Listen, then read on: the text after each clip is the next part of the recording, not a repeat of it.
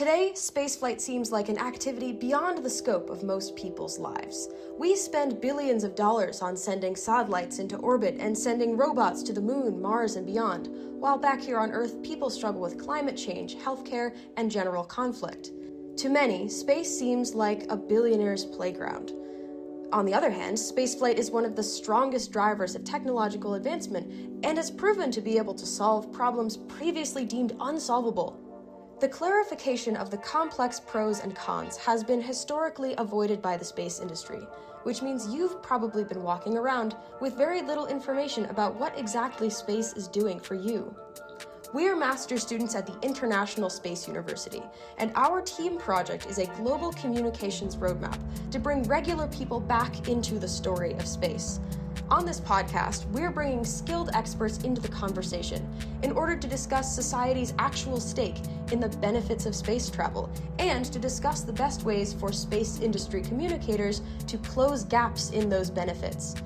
In this new age beyond the space race, why should you care about faraway space missions? We're getting to the bottom of why space matters and why the biggest obstacle isn't rocket science, but how we talk about it. Our hosts are Darius Dantzler and Nikki Mozzarella, and our first guest is the incredible Dr. Pascale Ehrenfreund. Thank you, Dr. Ehrenfreund. Thank you so much for being here with us today. Will you give our listeners a brief introduction of your background? Yes, so I'm Pascale Ehrenfreund, and my background is astrophysics.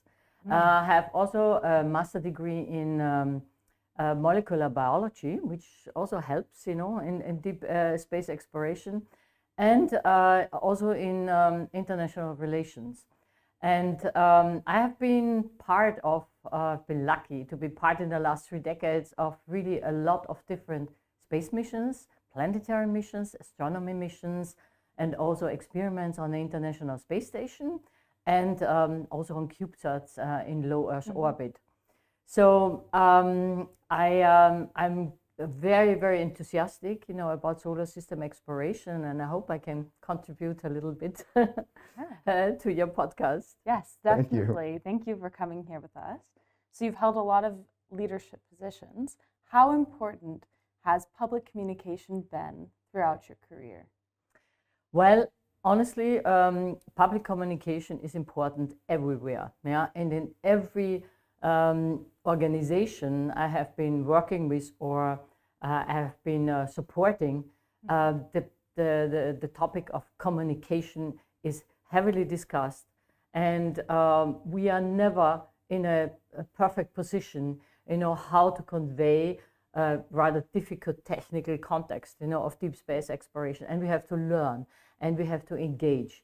And as you are also working here in the International Space University on your team project on the roadmap of communication, we have to involve society. They have to be an integral part. It is a two-way communication, not just posting information. Yeah. Are there any established communication strategies that you have employed throughout your career? Well, something which is very important, which you I think learn in every organization, is also a little bit independent from the space sector, is audience-specific communication strategies. So you talk very differently to politicians, to decision makers. In a way, they have very little time. You have to catch them with something which is important for them. You have to create some kind of a win-win situation. They are often very short in office. They want really to know what is also helpful, for their constituents. You are looking, at a society at large. You are looking at many different stakeholders, educators, of course, children at young age, K-12 education. You're looking later on at trying really to foster the STEM sector, So there are so many different ways. What we know is we have to be clear, transparent, build trust, and it has to be audience specific. Yeah, we completely agree. All of these mentions are in our communications roadmap. Tailored messaging is very important for getting your message across. As you had mentioned, there are many different audiences, and the same message might not be perceived in the same way by each audience. So despite having these understandings of these communication strategies, we are still seeing a lack of interest from the general public. Do you have an explanation as to why this is? Well, we can actually start, before we go into deep space exploration, we can start with space applications. You know, when we look... So when you mean space applications? Space applications, this means communication, navigation, Earth observation. We have more than 14,000 satellites. Today is Yeah. the 11th of March. This can change very rapidly whenever your podcast, actually appears. Yeah. So we have more than 14,000 satellites in orbits, which are actually really looking and determining and supporting our daily life on Earth. And many people are not aware of that. Yeah, they are not aware of the fact that their navigation system in the car, is dependent, on satellites, or some of the TV broadcasting, or the weather service, or many other things. So it is really crucial in transport systems, in security systems, in banking systems. Right. And people don't know that.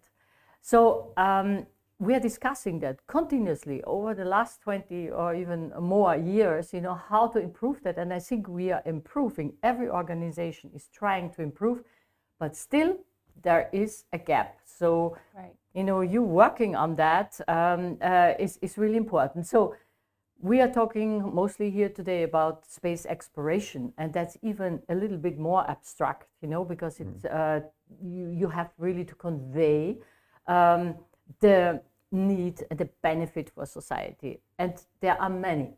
Right. And when you ask me more specifically, I will answer them. I don't want to ramble on. Right. No, actually, this is perfect, Yeah. because I was going to ask you to give us a brief description in your words of human deep space exploration missions for our listeners that might not be familiar with the definition, and how these missions might have unique benefits for the general public. So what we call a little bit deep space exploration is a little bit beyond low Earth orbit, as we call it. So going to the Earth, Moon, Mars system, this is where we can actually eventually go with humans in this century. Then we have, of course, also the outer solar system, and we have even, of course, a lot of missions outside the solar system. So solar system exploration has never been so exciting as today. There have never been so many missions, going into the solar system. Of course, looking at all the different planets, but also looking at moons, many moons from Mars to the outer solar system, where there are more than 400 moons and still being discovered right now.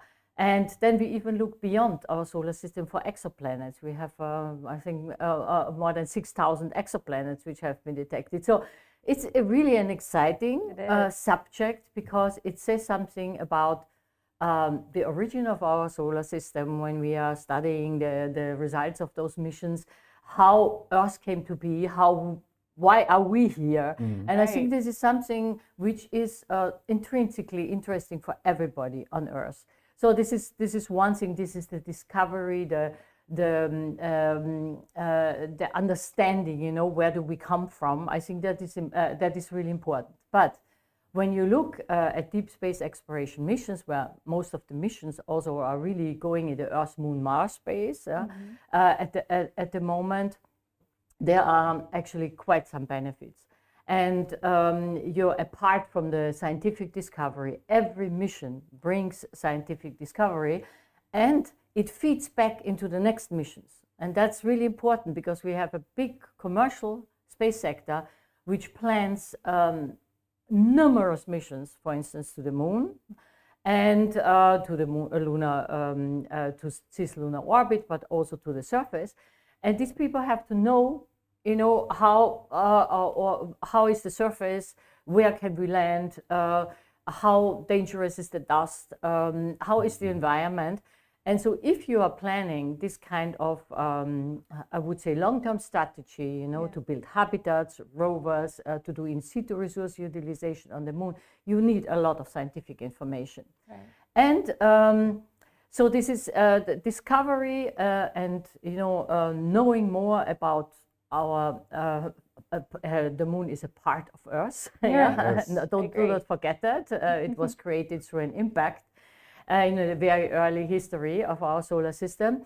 And it is really, really crucial to have this kind of data from the scientific missions. But you have, of course, a lot of technology which are developed, and these kind of technologies, they can partly feed back and benefit for Earth. You have international cooperations which are traditionally very important in deep space exploration, and they Could you provide us some examples for some international corporations? all space missions more or less are done in the solar system are done in international cooperation. Practically Yes. all of them. And let's touch on Yeah. why do you think that is? Because you need to exploit worldwide expertise. Right. These missions are costly, but also not everybody knows everything. And when you build space instrumentation, it mostly has a very important factor of heritage. Yeah, it's very difficult to make an experiment and an instrument space ready. It has to go through many, many tests. You have to miniaturize it. It has to require, you need a low power consumption. It has to withstand radiation, extreme temperatures, extreme conditions. And when you have once built an instrument, this has a legacy, and very often you can easily modify it for another mission. So when this expertise is in a country, then a lot of people are interested, to put this instrument to the next mission, and of course sometimes improve it. So this is the heritage, I think, of space instrumentation. And many different countries have different expertise, and this is really important. And the scientists have been working together over centuries. Right. Always very peaceful, above all, geopolitical context, because they want to discover, they want, to succeed and get results. And that's why they are working very, very well together. And there are wonderful examples, the Cassini-Huygens missions, to the Saturnian system. There are, and of course, the International Space Station, which celebrated 25 years of habitation last year. Yeah. Which I agree is one of the beautiful benefits of deep space human exploration missions, that we do need the entire world to cooperate together internationally, because each nation brings its own expertise. And that's something that we emphasize in our roadmap. Yeah, and I know that, like what you were saying, everybody with their expertise, they can communicate to the scientific world about what they know, and kind of openly. Like when you think about it politically, they are really closed off when it comes to politics. But with scientists, you're open when you talk about things. And for that communication, you guys can talk back and forth more openly, not as open, but more openly, right? Yeah, if I may say one thing, I think which is very important is also for emerging countries. You have a big interest, of emerging countries to be part, of this exploration, in particular, going to the moon, and it is also a way of an entry, into the space sector, and also to inspire their young generation. It's also like capacity building. So it is very important for them to be a part of those large space exploration endeavors. Many countries in order also, to build up a space ecosystem in their own country. Yeah. Yes, and going more into communication, right? We agree with you 100%. Because in our research, we also found like the emerging countries, we need to provide more effective communication strategies about deep space exploration, and specifically like STEM and education, right? We're going to give the roadmap out to everybody. If you want to see it, it's going to be in the description. We'll tell you about that later. But for right now, we're going to talk about the value of two-way communication. I think you're familiar with the deficit model, where information that is broadcasted just directly one way, that one-way communication instead of having that two-way communication.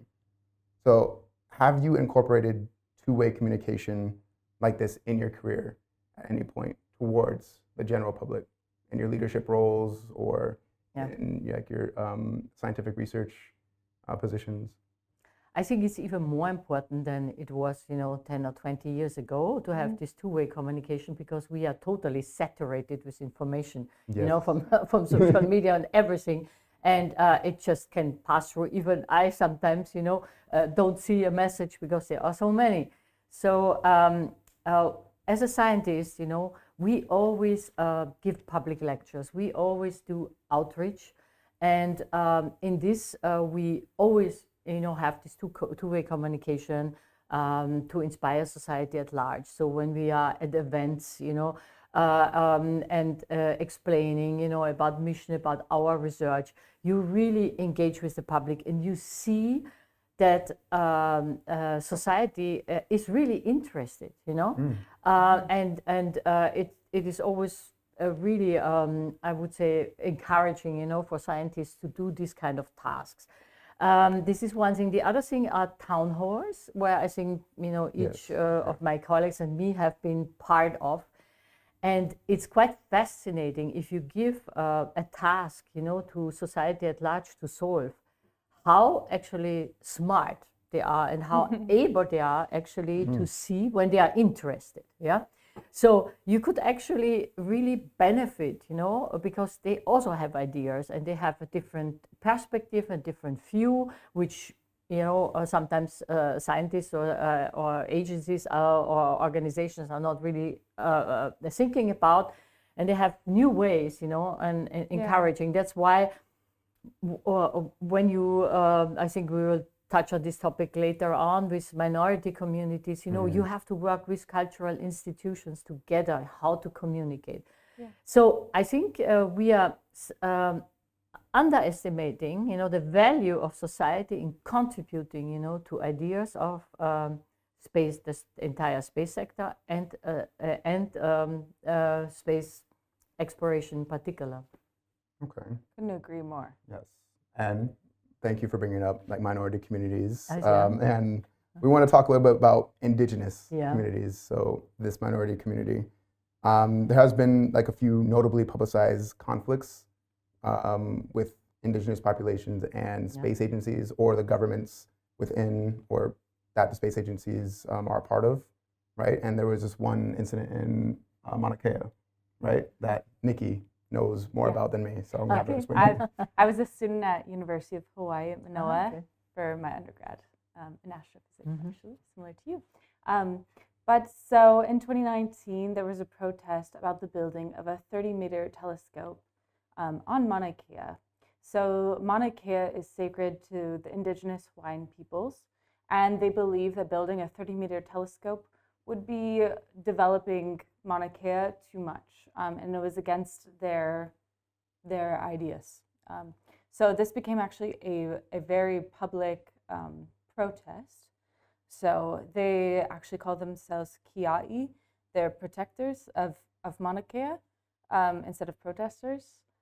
So this is a very, very important mountain to the indigenous Hawaiian peoples, who are not against astronomy, because actually the Polynesians are very, very interested in use astronomy to actually get to the islands of Polynesia. But they were just against the development of this giant telescope on their sacred mountain. Without that communication towards them, without the respect that they... Yes, and actually, this is still planned to be built on Mauna Kea to this day. But however, they have discussed moving it to the Canary Islands in Spain. But this is a great example of indigenous peoples voicing their opinions, still having a love for science, but yet is the space community really enveloping their ideas and employing their opinions into their research. Yes, I think that, we all know that indigenous communities are very connected to the land and sky and space, nature. And I think it is really important, to have a communication channel with them. So when I look from the astronomy side, it is clear that, there are only very few, I would say, locations where the air is super dry and you can do perfect astronomical observations. So Mauna Kea is one of them. We are also in Chile, of course, and Canary Islands. So there are somehow hubs, where big telescopes are built. And obviously, when there is already infrastructure, it makes it much more easier to build a new telescope because it's very, very expensive. So honestly, I think it is very important to discuss with all the communities. I think this is this is one example. There are other examples. Recently, there was also the Navajo Nation. I hope I pronounced it correctly, which discussed, the sacred moon, and raising concerns. So I think it's quite important that you discuss and that you try to convince each other, because when you look at astronomers are again in threat of the many, for instance, satellites, including Starlink satellites, which are actually impeding astronomical observation partly. So, everybody has to talk with everybody. By now, we are a multi-stakeholder, a space sector. And where it was before, it was only space agencies, which more or less called all the shots. Now we have large industries, startup companies. We have a lot of different commercial actors, and we have many more countries, which go into space. And the dialogue, this multi-stake dialogue has really to be fostered. And a lot of international organizations are trying to do that, like our organization, the Committee on Space Research, COSPA, the International Astronautical Federation, try to make this dialogue with everybody. That has really to happen, and the indigenous communities have to be also really included. Yeah, thank you. I was going to ask you your opinion. How do we, avoid these kind of situations and dialogue? That's the important thing. I think it is communication. Yeah, it's communication, right? Exactly. So also, in your opinion, do you think it's possible for the space industry's objectives, right, to coexist with the indigenous values and cultures? I do believe, right now, when we look at, in particular, at deep space exploration, space agencies are still calling the shots, and all regulations still, run over space agencies. Will not always stay like this, but right now there is a time, to find, to foster this dialogue and to have some framework regulations where everybody has a say. Yeah, if we miss this opportunity right now, and there are many fora all over the world, what I have already mentioned, but also in the United Nations, in UN Corpus, where you have a lot of working groups and where many nations work together and also invite industry, to participate. So I think this dialogue has to happen now, because if we miss that opportunity and then we have really commercial actors going on their own, this kind of multi-stake dialogue will probably suffer, because obviously commercial actors are driven, by market success, and they have to go sometimes in another direction. And before this actually happens, we have really to do the communication work now and to bring them all together so that everybody understands each other. I'm really grateful to be in this time where we do have time before anything happens. Not a lot.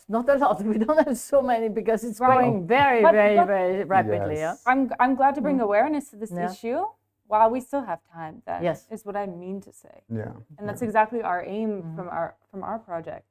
We want to bring awareness to these issues and make sure everyone feels included. Yes, especially underrepresented groups, which have not really had the opportunity to talk about or be talked about or be included, right? In like STEM. Or have the knowledge, actually, what is actually happening. Exactly, yeah. Right? So, okay, so for underrepresented groups, right?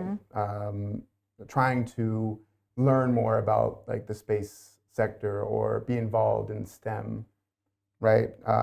Are there any successful methods to communicate that to, I guess, space industry about inclusivity for these underrepresented groups and communicating about them as well?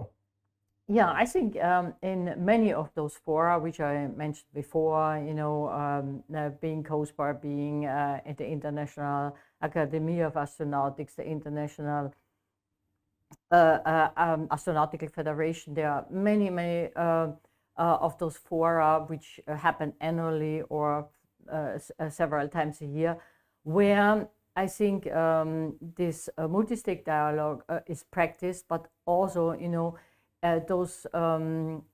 those meetings are happening in many different corners of the world,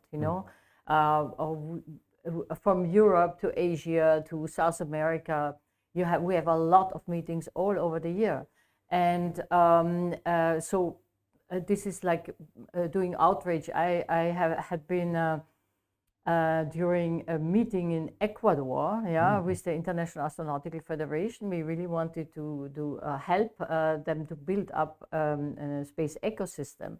And it was so interesting because there was also a meeting before from the Space Generation Advisory Council, and how the young professionals actually really discussed that they do not have education in school about space. So how can you actually foster interest, if there is nobody, who really teaches you about it? And it was very interesting, how to find small companies and how to give them some kind of ideas, how you practice entrepreneurship in a space ecosystem, how you talk about space law, about regulations. So we have been there with a lot of officers from the International Astronautical Federation, and it was so rewarding, to discuss, with the people young and old there in the country. And I think we made a little push, and also. With COSPAR, we have 5 capacity building workshops, a year in Africa, in Asia, in South America, everywhere, on different topics. Astronomy, can be also sometimes Earth observation, data sciences, and we bring teachers, from all different countries in order to teach them how, for instance, to handle data which are important, for them, or astronomy data, so that they get involved in space missions. So I think this is what a lot of international fora we try to do, and try to contribute. And I think that certainly is not all of it, but all these organizations really help. And we are always going through the entire world. I have really been lucky, to be traveling the entire world, within this international forum consortium. Yeah. Would you say that going in person had the best impact? Yes, of course, because in particular in a capacity building workshop, teachers are really, talking with students, and for several weeks.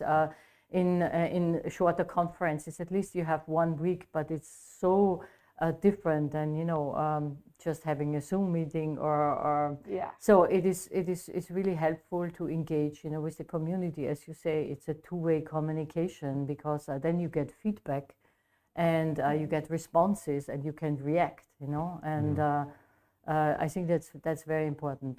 Right. Thank you. So for more on communication, we're going to do a little bit of a hard pivot towards transparency.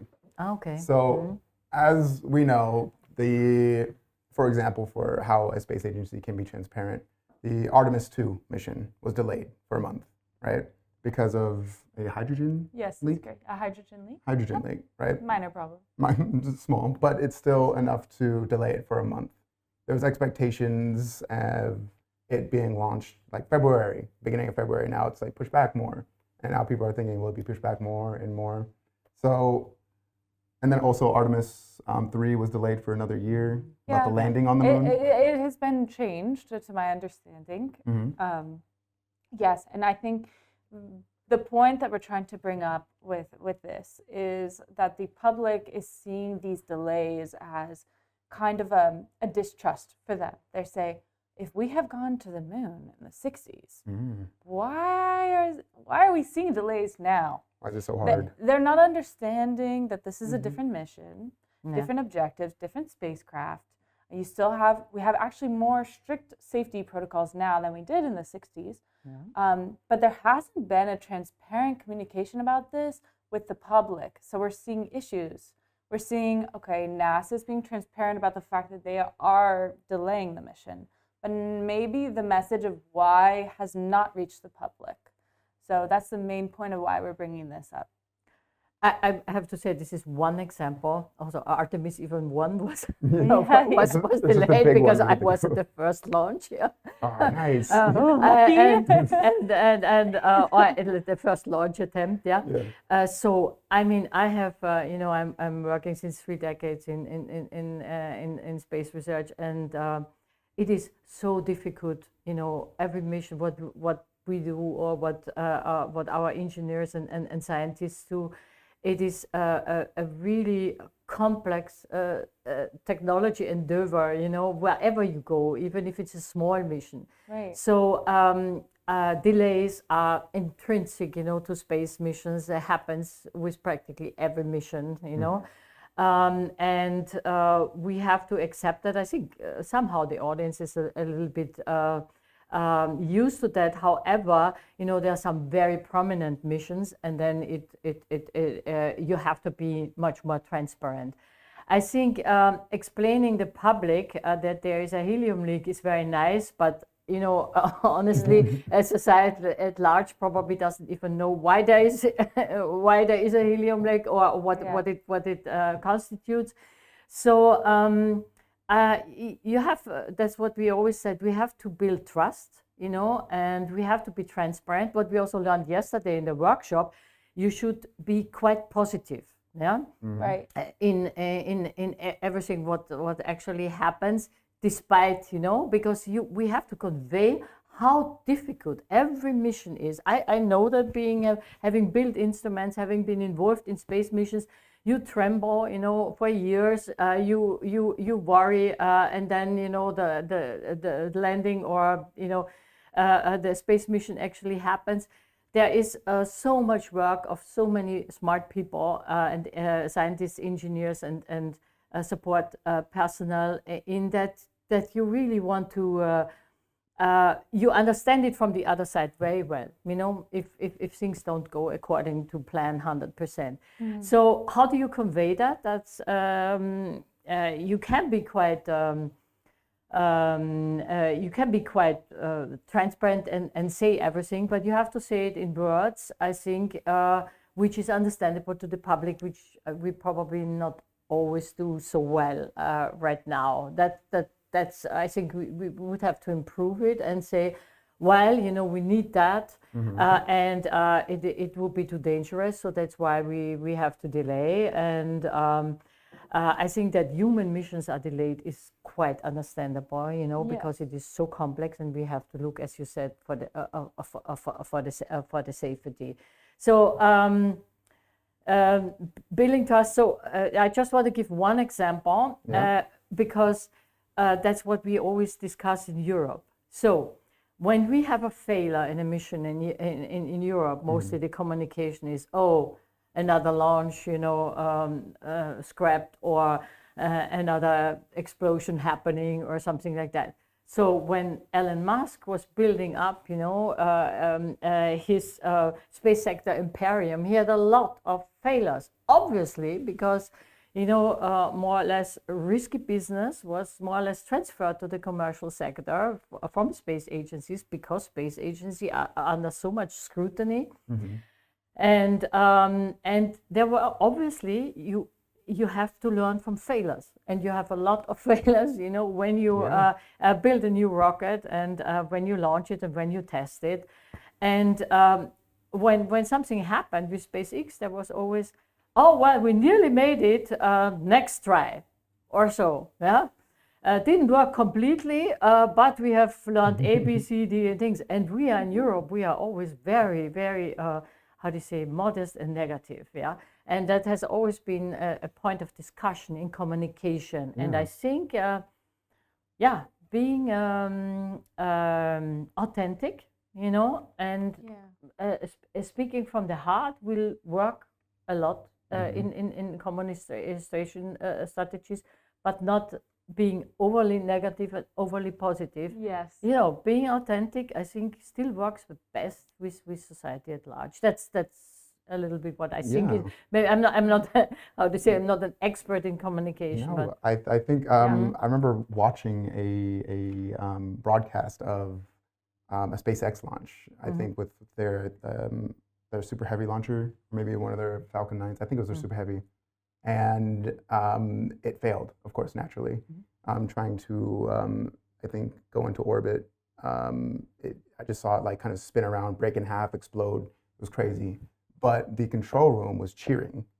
They were like, yes. And the broadcasters were, I don't know if they had like a script prepared or something, but they were saying how like this is the farthest they've gone. This is how much we've learned. Now we know what not to do. But that's also really, that's the reality, because these are very, very complex space missions, and we have to learn from failure. And this is also something what I think society has to understand. And everybody, this happens to everybody in real life on other issues. So we really progress. Space is hard. Space is hard. It's really hard, guys. And now also you said that you are you focus in international relations. Yes. So there are two main bodies going to the moon. So the Artemis program and the ILRS, right? International Lunar Research Station. International Lunar Research Station led by China, Artemis Accords led by the United States of America. As we know, they are currently two major geopolitical rivals. And this is starting to kind of look like a newer space race, but the main difference is that they're blocks of countries. It's a multilateral, multinational efforts collected behind these two superpowers to go to the moon, right? So I think the main question is there risk of that new space race starting up and having kind of conflict in space? Is it like a destructive kind of behavior? I personally don't see it like that, because there are always competitive endeavors in space and competitive missions, which actually also drive technology innovation. So the Artemis program has its different goals. What is important, I think, for both endeavors is that we are here to stay, and that we don't invest an incredible amount of money just in order to showcase that we are going to the moon, that we are, and then we are abandoning everything. And because it is too costly, and there is so much innovation, I think it is important that there are two endeavors now which are looking for a long-term presence on the moon. And what we also have to see with this comes also environmental stewardship. So we also have to look that the moon stays in a good condition in this. So this is another topic also for communication in the future. But I think that they certainly do not have exactly the same hardware and goals.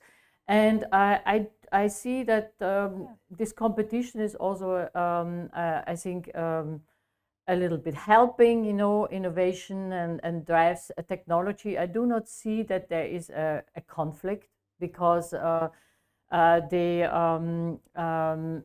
are so many things which can happen in the next 15 years, where it's more or less anticipated, or probably already at the end of this decades, to have humans on the moon.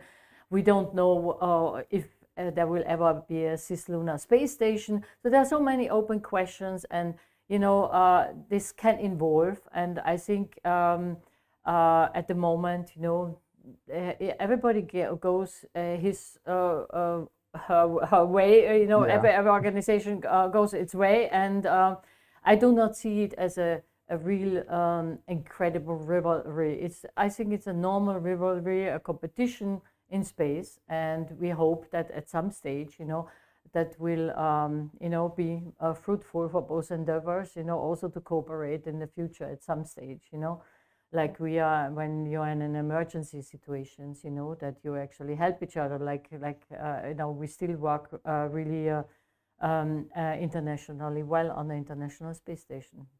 I think that's a really beautiful statement, that competition actually can be a good thing. Yeah. I think that's something that we need to remember in this day and age. And like as humans, I think when we push each other to do more, we will do more, right? Yeah, simply put. Wow, okay, cool.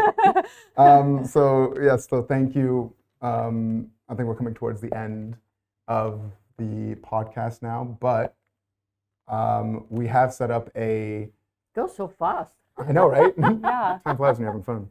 So we have set up a listening post, right? Okay. So we asked followers of ISU on Instagram to provide us some questions for our guest speakers, so you, right? So your opinions. So in one word, so this is from a message.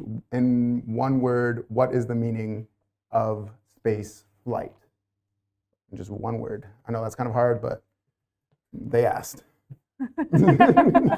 Wonder. Wonder. Ooh, Beautiful. okay. That's a Beautiful. nice word.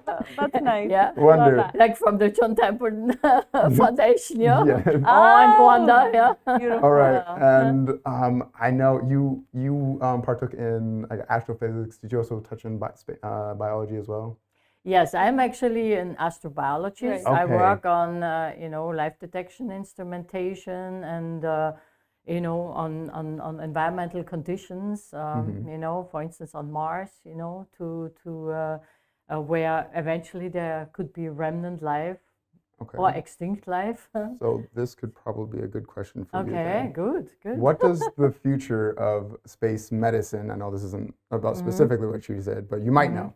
What does the future of space medicine / biomedical research look like? Hopefully it's not only one word. Yeah? No. Oh my gosh. Okay, good. Wonder. Yeah, I do think that there are amazing things which have been done on the International Space Station in the last 25 years, experiments, and also commercial actors start to work on new drugs, on stem cell research, on disease control. So even Alzheimer research is done on the International Space Station. I think it gives us really a way to control diseases, and it's a real benefit for us. Thank Can I you. ask a question? Of course, yeah. You got the next two. If we were to find life on Mars, Okay. or remnants of life on Mars, in your opinion, what should be the next steps after that happens? Ooh. Well, this is a very important topic for you. Yeah. Because the most important thing is the correct communication. You have to be really sure. You've seen a lot of press releases from Mars, from exoplanets, about future. And actually, Jim Green, who is also teaching regularly at the International Space University, has written a paper about the cold scale. Yeah, and you should have a look at that. Yeah. That's exactly step by step how you actually communicate, in this kind of sense, and that nothing is going wrong, because sometimes it does. Yeah. It is very important. Communication in this sense is super essential. So we have to understand, if you find an organic molecules, we have already found organic molecules on Mars. Yeah, that. We understand what these kind of molecules are and where do they come from. They could also be coming from meteoritic influx. So future space mission can probably identify that also, if we have once a Mars sample return mission, which is a little bit in the future. And it is very important to identify exactly, to communicate, and then take the next step And then if this communication is done well, if the results are in, you plan the next space mission. This is what's going to happen. And I think if you look at the code scale, it's quite an interesting, very dedicated to this communication topic of, life in the universe. Yeah. So I tell to our audience, look at the cold scale. It's very important. If you find life, follow it, please. And just for our listeners, what does it mean that we found organic molecules on Mars? Well, I think it's quite important to understand that there have been conditions where organic molecules are found. It tells you more about what we are doing on Mars. When we find organic molecules, we always try to look at the context with many different instruments. What are the minerals? Has there been water? In order to understand, if it could have a biological origin, if it is a meteoritic influx.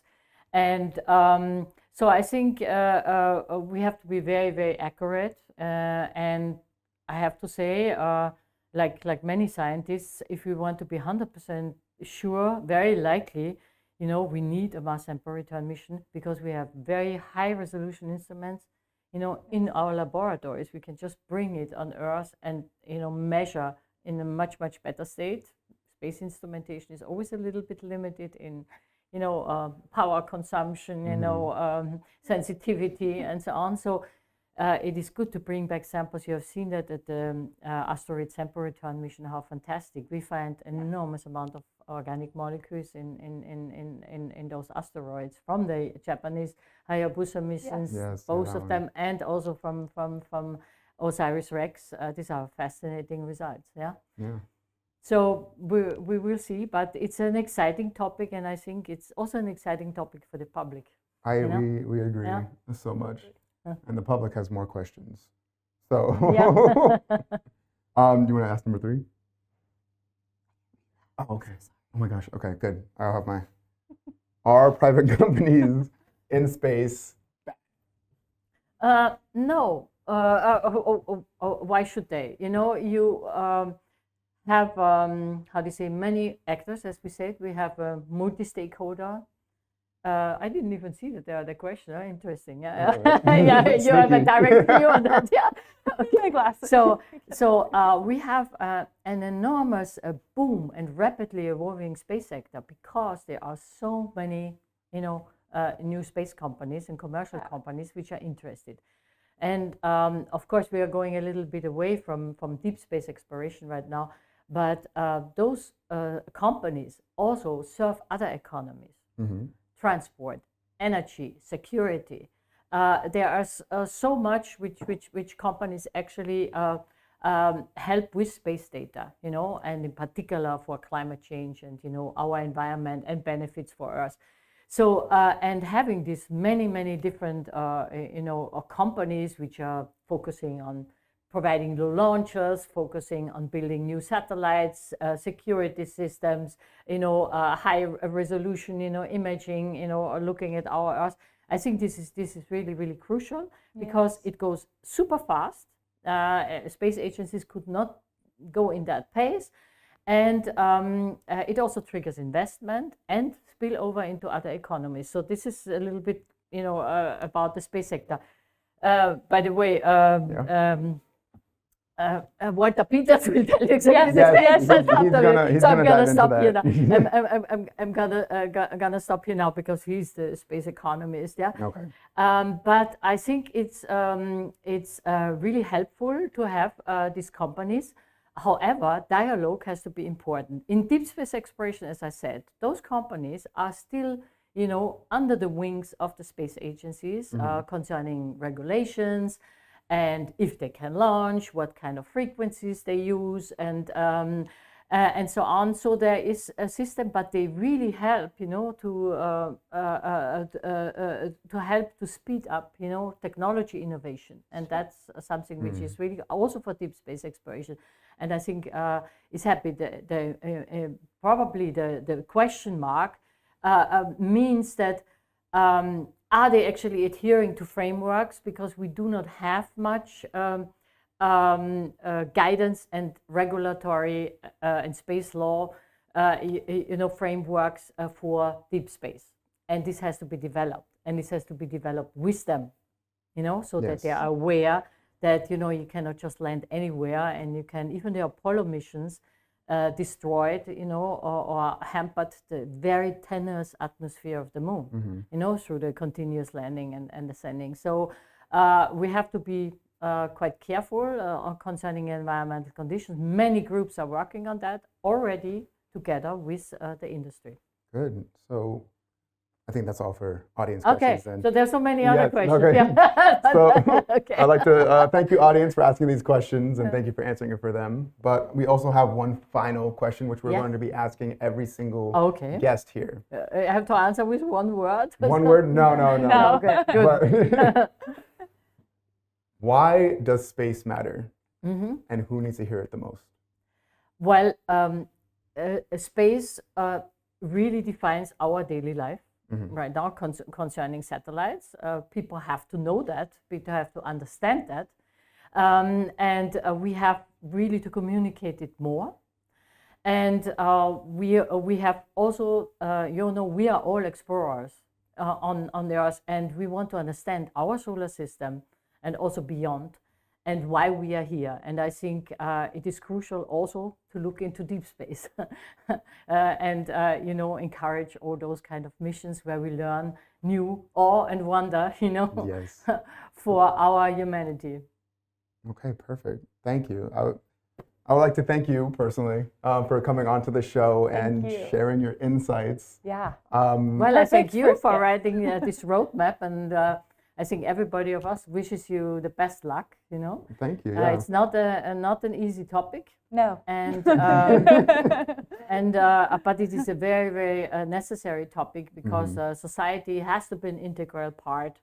We never talked about funding, to secure long-term funding, you really need to have the buy-in of society. Yes. Politicians will not spend huge sums if the public is not a part and supports it. And I think that is really important. And there's also so many fantastic things to tell. Yeah, we So- agree. So yeah, one final time, thank you. Thank you. And to our audience members, if you have any more comments that you would like to provide, any questions as well to any surprise guest speakers, please drop them down in the comments below. And We want to create a dialogue with you guys. So if you have more questions, or if you have answers to some of the questions that we have asked, please put them in the comments. We will do our best to interact with you guys. Additionally, our roadmap will be available for download in our description below. yeah, in the description. We're done. Yeah, so really excited to share that with you guys, and see you next time.